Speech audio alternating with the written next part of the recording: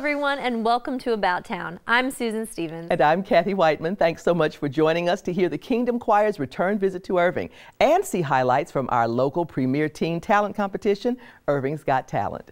We also have details on the annual Celebrating Irving events and the NEA Big Read, hosted by the Irving Public Library. And in Feature Flicks, I have a review of Shazam! Fury of the Gods. It was a day for finding great food, new products, and one-of-a-kind gifts, all while supporting women-owned businesses. Women entrepreneurs shared their creations and showed off their skills at the second annual BBAGFest. The kids were jumping for joy at the second annual BBAGFest hosted by the Bora Business and Art Guild. This marketplace for women entrepreneurs showcased a range of products and services.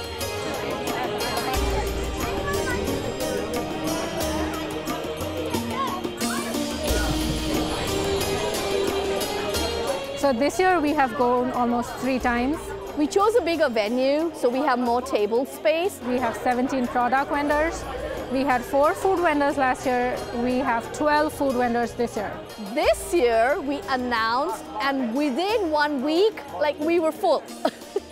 Everybody wanted to be part of this. The community turned out to support the women of the Dawudi Bora and enjoyed great food, great shopping, and the satisfaction that comes with helping others achieve their dreams. We have 2 success stories already. One of them was Alif Bakes. I love to bake for myself and for my friends. Alifia prepared some treats to give away at last year's BBAGFest. That was her debut year.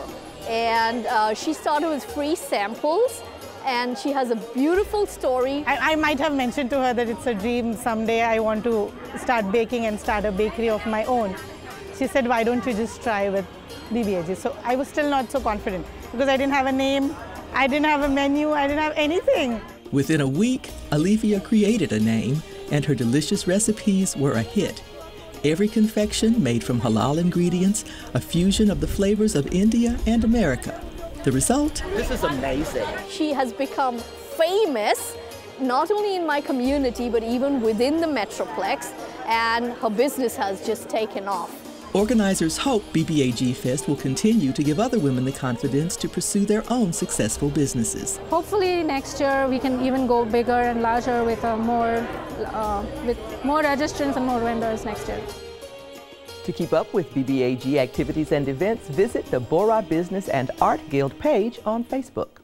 The Kingdom Choir, made famous at the wedding of Prince Harry and Meghan Markle, returned to the Irving Arts Center as part of their 2023 international tour. Here are some highlights from an evening of beautiful music.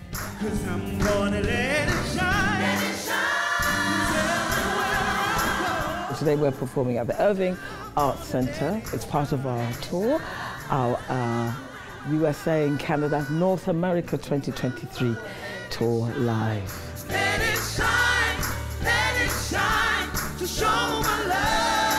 We wanted to listen to the choir and basically just have a good time. I went to see the choir along with my husband because we watched them at the wedding of Harry and Meghan, so we're interested. I'm hoping that our audiences are going to be inspired today. I like to say that we always want people to leave differently from how they came into the building. So I'm hoping that they're going to feel encouraged, uplifted. No, I won't be afraid. No, I won't be afraid. Just as long as you stay. I just love gospel music all my life. It's part of my heritage. I love soulful music. We all need somebody.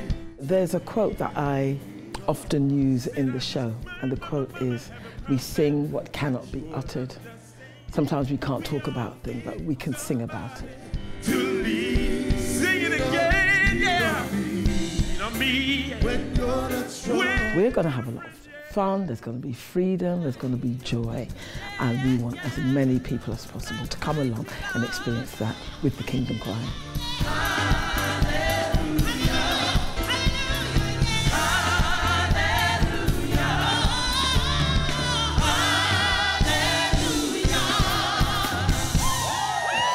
The Irving Art Center continues their celebration series with Soul of America, a tribute to Aretha Franklin. The concert is Friday, April 14th at 7:30 p.m. in Carpenter Hall. Call 972-252-ARTS for tickets. It's a chance to get more folks involved in reading as a community. The NEA Big Read is back with the National Book Award winning novel. Corinne Barberina is here to tell us more about the book and the great activities planned. Great to see you, Corinne. So good to see you again, Kathy. Yeah. And a big congratulations on getting the NEA Big Read grant again this year. That's quite an accomplishment. We were very thrilled in order to receive that grant this year, and we're so excited because the grant money that they gave us allowed us to bring Mr. Charles Yu, the author of the book, to Irving, and we can't wait. Absolutely. So tell us a little bit about the book and about Charles Yu. Okay, well, the book is called Interior Chinatown, and it is written by Charles Yu. What's interesting, there's a couple things interesting about the book. First of all, we put some titles out to the Irving community and asked them to choose the book this year instead of us choosing it for them. So this is the book that the community overwhelmingly chose for us to read as part of the Big Read. Another thing that makes it a little bit unique is it's a screenplay. So as opposed to a novel, it's written in screenplay form, which you would think, oh, well, that means it's a real easy read because there's less words on the page and it gives screen direction. And I thought that too, but it's maybe a fast read, but not easy. Ah, okay. What's interesting is the book takes place all in one location in a Chinese restaurant. Oh. And so it toggles between real life happening there with single occupancy residences above the Chinese restaurant, or into the actual show, which is a cop show that goes on. And so you go back and forth between the experiences of the folks who are in the show or living in that residence and working in the restaurant to the actual show, and that makes it fascinating. Yeah, it does. It sounds, well, and I've read a little bit, so I'm already hooked. Sounds great. Can you tell us about the events going on? Sure, we have quite a few events. Like I said, we're excited to have Mr. Yu. He comes the last day of the event, which is May 13th at the Irving Arts Center. We'll have quite a few book discussions throughout the city of Irving, and we're partnering with numerous partners. Parks and Recs is one of them. Another one, other than IAC, another one is the City of Grand Prairie Libraries.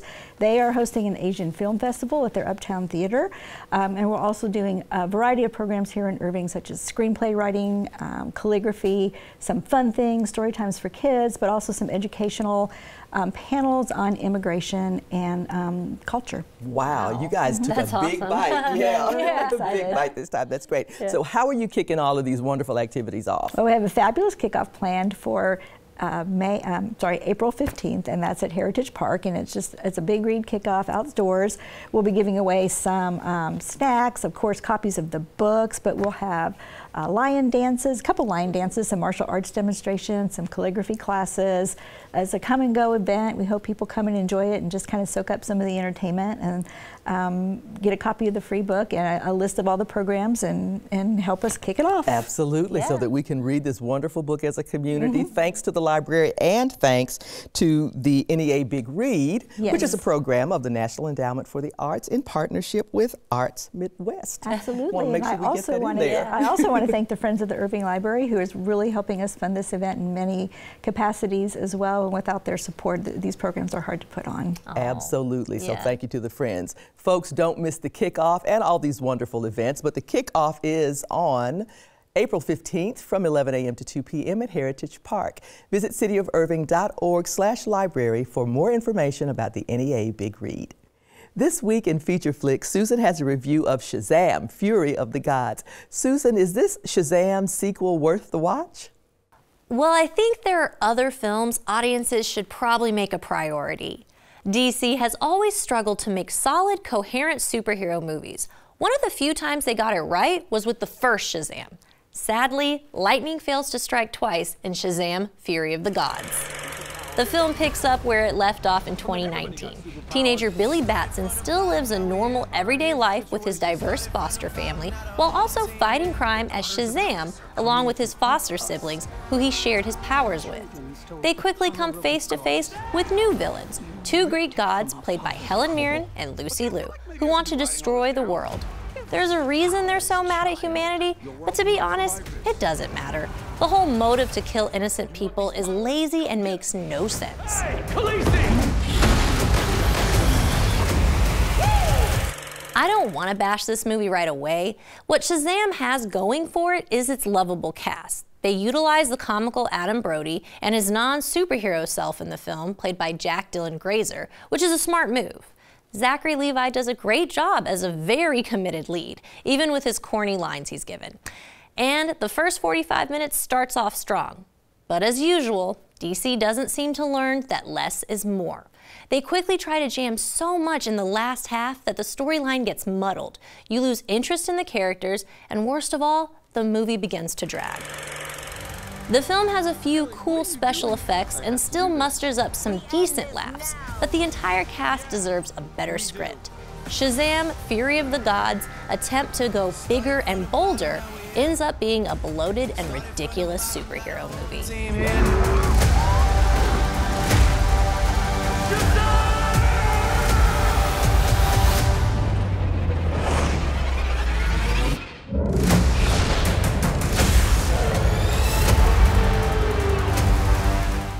Shazam! Fury of the Gods is currently playing. Check for show times at one of Irving's excellent local theaters.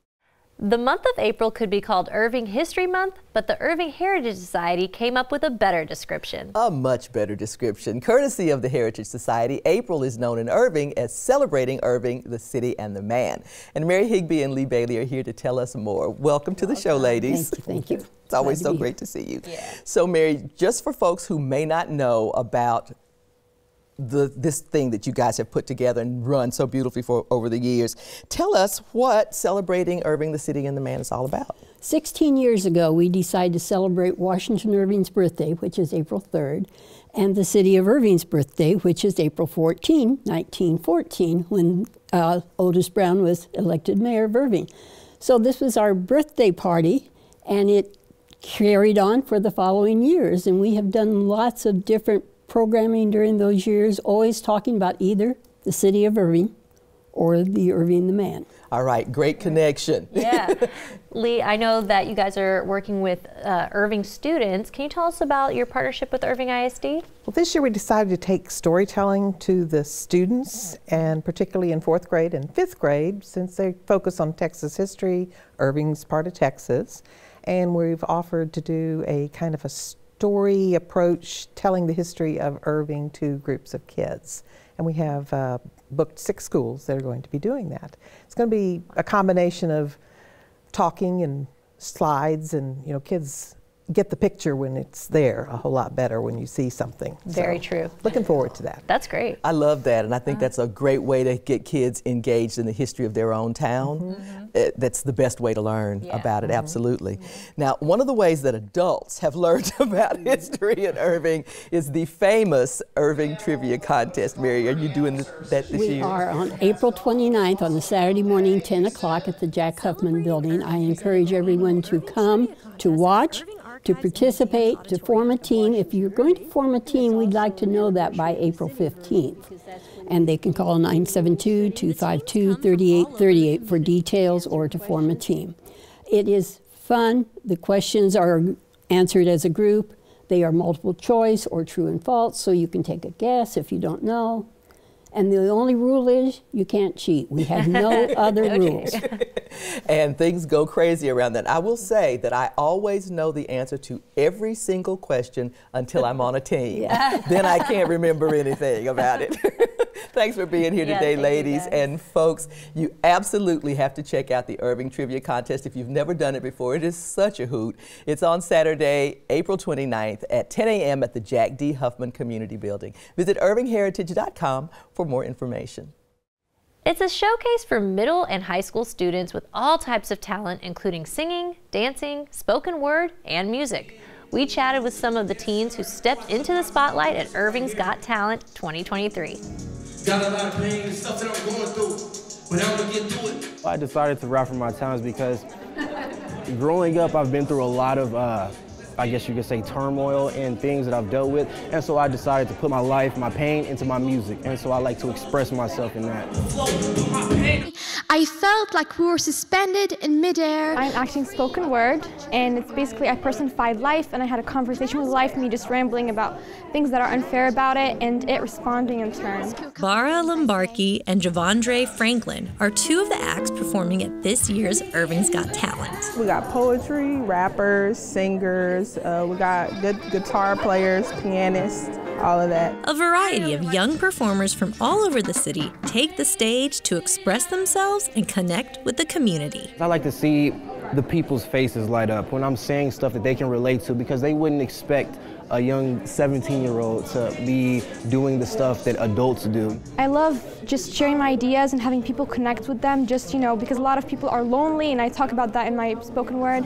And it's just special how, you know, you let a person know that they're not the only ones going through that. We're all human, we all have the same problems, we're gonna make it out together. All of these performers appreciate the opportunity to show off their talents to the public. The kids can have a voice. They hide behind their pens and paper, but then now they come out and show everybody what they got. You know, some of these kids haven't been seen, but the time is now. It's a great time to see that Irving's got a lot of talent.